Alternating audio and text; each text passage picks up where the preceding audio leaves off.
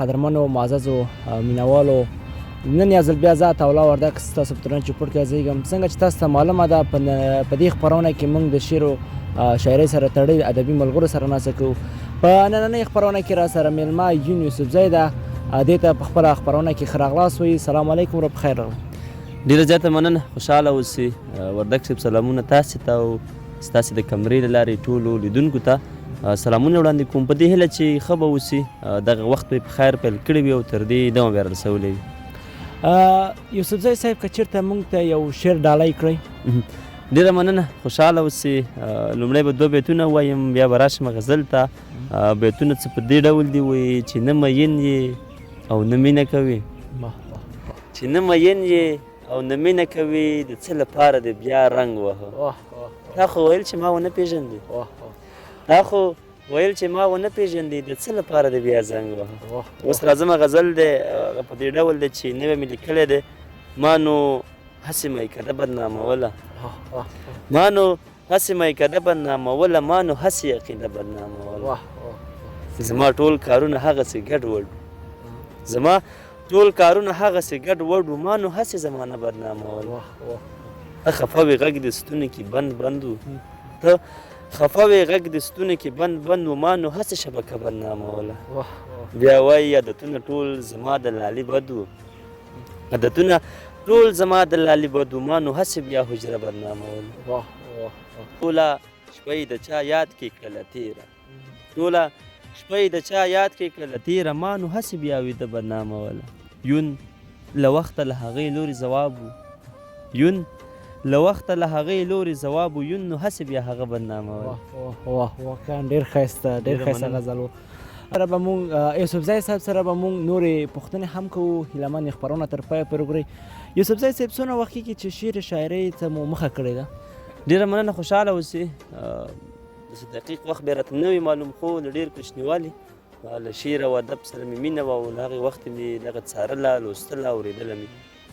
نو ډېر کوچنی وم، د ښوونځي له دورې له همغه وخته مې شعر و شاعري تعقیبوله. په راډیوګانو کې به چې کومې ادبي خپرونې وي ټولې به ما څارلې، اورېدلې به مې، یو به مې هم نه مس کوله. هغه خپرونې چې په راډیو کې ادبي وي، شعر و شاعري به ما به حتما اورېده. نو له همغې وختې مو شاعري تعقیبوله، له هغوی سره مو مینه پیدا کېده. نو اگر که دومره شاعران هم نه یو، خو راغلي وه خپله تنده خړوبرو او یو نیم غزل لیکو. د شعر په قالب کې کوم شعر سره علاقه لرئ؟ غزل سره، ورسره قصیده سره، نظم سره، کوم شعر قالب یې ډېر خوښېږي؟ ډېره مننه، خوشحاله اوسئ. وردګ صاحب موږ او تاسو ته بهتره معلومه ده چې نن سبا چې ټول شاعران دي اکثره ټول غزلې لیکي. نو زما زیاته علاقه چې ده بیا چې مې زیات لیکلي دي، غزلې مې لیکلي دي، ټپیزې هم لرم. تقریبا د ټپیزو یو کتاب مې برابر کړی دی، ناچاپ دی. نو تمه مو شته چې هغه هم چاپ کړو. ټپیزې هم لرم، تر څنګ یې غزلې هم شته او نظمونه مې لیکلي، خو ډېر کم په شمار 3-4 نظمونه به لرم، خو غزلې مې بیا زیاتې لیکلي دي او د غزل فورم بیا ډېر کاروم. څنګه د ترنم سره کوئ کله کله یا ترنم سره علاقه نه لرئ؟ د ترنم سره علاقه لرم، ترنم اورم، خو خپله یې نشم کولی. کله کله چې یوازې یم بیا ترنم کوم له ځان سره، له ملګرو رسنۍ سره تر اوسه مې ترنم نه دی کړی، خو خپله مې خوښېږي چې واورم. دې وخت کې به د یوسفزی صاحب څخه به یو لنډ شعر واورو. یوسفزی صاحب که پښتو مینوالو ته د یو شعر ډالۍ کړئ. مننه، خوشحاله اوسئ. 3 بیته وایم، بیا راځم غزل ته. وایي زه دې لایق نه یم او ته مې منې. وردګ صاحب زه دې لایق نه یم او ته مې منې، یاره مننه ستا احسان ډېر دی. وایه له یو څاڅکي نه سل غمونه، وایه له یو څاڅکي نه سل غمونه، اوس ستا یادونه که باران ډېر دی. وایي چې یون درنه خبر نه شي، وایي چې یون درنه خبر نه شي، دا لیونی را باندې ګران ډېر دی. غزل وایم وایي وبخه بنده کړه ته دا سندره، وبخه بنده کړه ته دا سندره، در باندې اورم د یو چا سندره. مړه دا نورې مې په یادو زده دي، مړه دا نورې مې په یادو زده دي، نن خامخا اورم ستا سندره. ما فقط واورېدل چې زلفې ګوتې، ما فقط واورېدل چې زلفې ګوتې، لکه چې و هارون باچا سندره. در دروازې 10 قسمه راکړل، خیر دی خپره نه کړي زما سندره. په غم دې واړولم ولې ونې، په غم دې واړولم ولې ونې، خلک راځي وایي شته بیا سندره. د یوسفزي نوم سره پاڅېدله، د یوسفزي نوم سره پاڅېدله هم یې ټپه کړه هم نڅا سنده. واه واه ډېره مننه ښایسته، دې هیله چې ستاسې او د مینوالو خوښ شوی. قدرمنو لیدونکو څنګه چې تاسو ته معلومه ده موږ نورې پوښتنې هم کوو، ژوند به تې لیکو، قلمونه به تې کټ کوو. یوسف صاحب څه لامل و چې شعر و شاعرۍ ته مو مخه کړله؟ وردګ صاحب ما مخکې مې یادونه وکړه چې زما له دغې شعر او ادب سره زیاته مینه، نو هغه یې مجبوره کړم تر څو د شعر خاپیرۍ راغاړې وځي او موږ هم شعر ته مخه کړو، یو څو کرښې ولیکو. ډېر ښه ډېر ښه.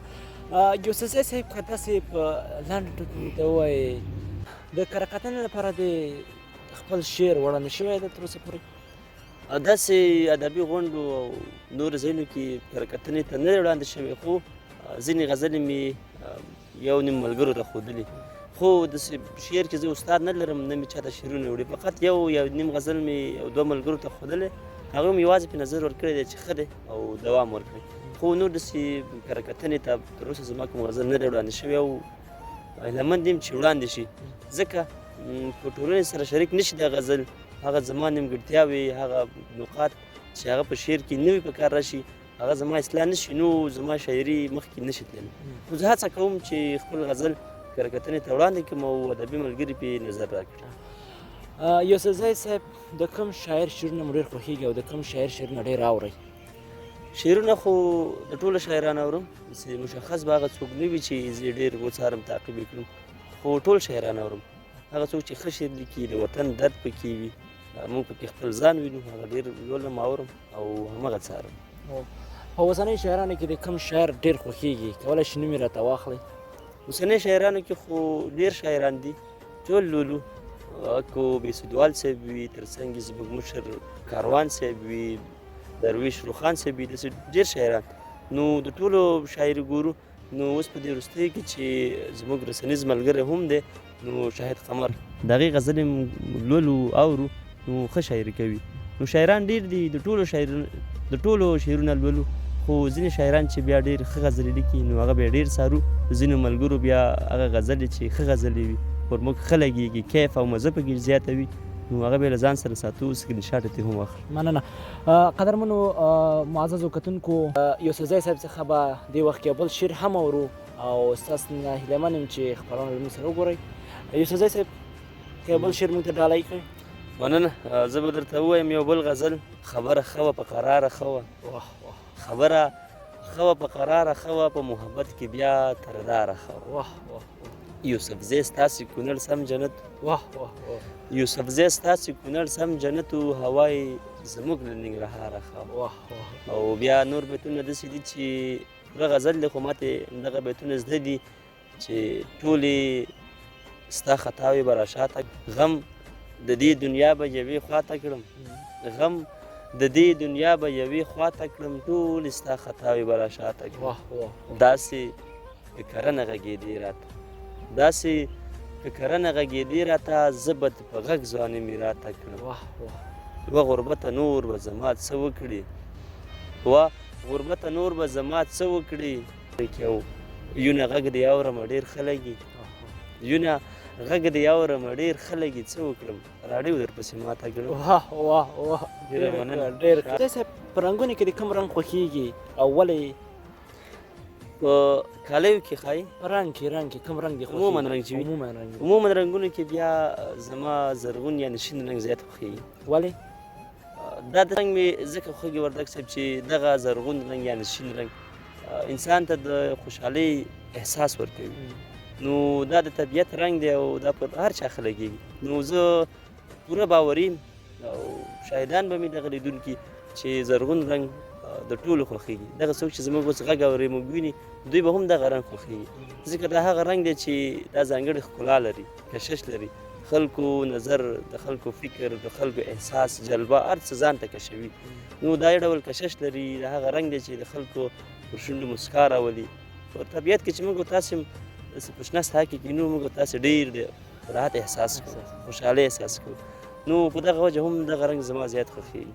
که چېرته موږ ته وایي په راتلونکي کې کوم پلان لرئ، کوم کتاب ولیکئ د شعر و شاعرۍ خپل کتاب، نو هڅه کوو چې داسې یو ښه غزل ولیکو، داسې غزل یې ولیکو چې د مینهوالو خوښ شي، د ټولنې په درد دوا شي، د دوی هغه د رنځور وطن انځورګري پکې وشي.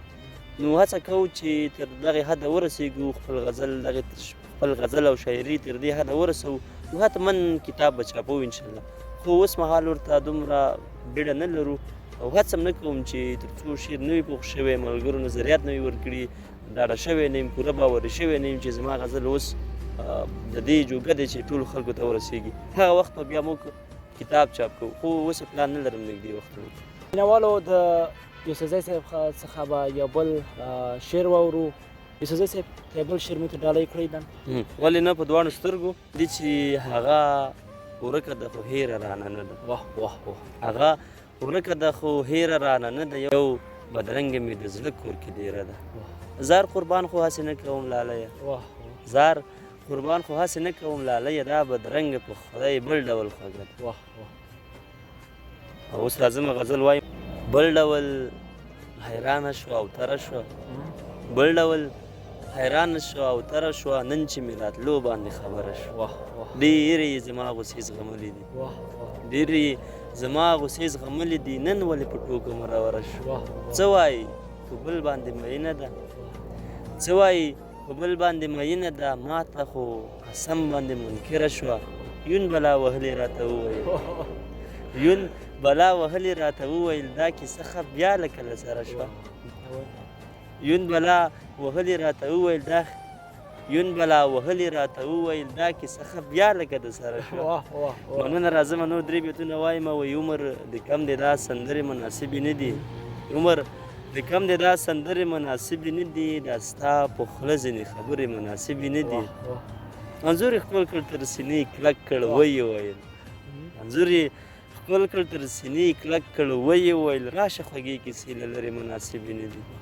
او دا جنۍ څوک ده چې د یون په قبر چغې وهي، دا جنۍ څوک ده چې د یون په قبر چغې وهي، ستا په لحد دغه ډبرې مناسبې نه دي. واه واه، ډېر ښایسته، ډېر ښایسته.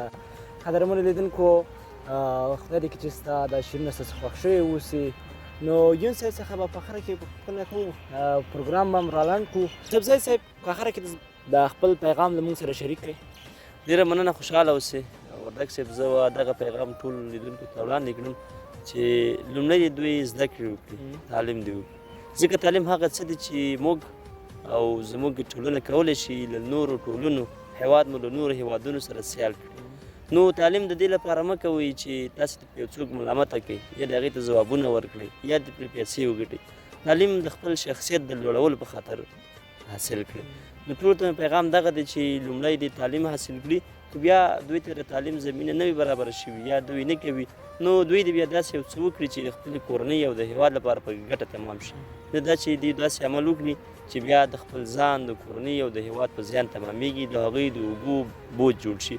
نو ټولو نه مې هیله همدا ده چې باید د ټولنې بار نه شي او دوی داسې کارونه ترسره کړي چې هم یې ځان ته، هم یې کورنۍ ته، ټولنې او هېواد ته خیر ورسېږي. مننه، خیر اوسئ چې موږ ته دې وخت راکړ. قدر او ستاسو څخه ډېره ډېره مننه. ډېره مننه، خوشحاله اوسئ چې تاسې هم راغلی او موږ مو د دوی وړ وګڼلو چې تر څو موږ سره خپرونه وکړئ او دغه لیدونکو ته هغه څه چې موږ لیکلي دي تاسې د کمرې له لارې وړاندې کړي. تاسې نړۍ مننه، خوشحاله اوسئ، هر کله راشئ او موږ تاسې سترګې په لار یو. خدای مو هر کله راوړي. سلامت اوسئ. ډېره مننه. نو کتونکو، هیله من خپرونه ستاسو خوښ شوې اوسي. تر بیا چې زه عطاالله وردګ ستاسو په درانه چوپړ کې حاضرېږم، تاسو په لویه بخښونکي الله سپارم. خدای په امان.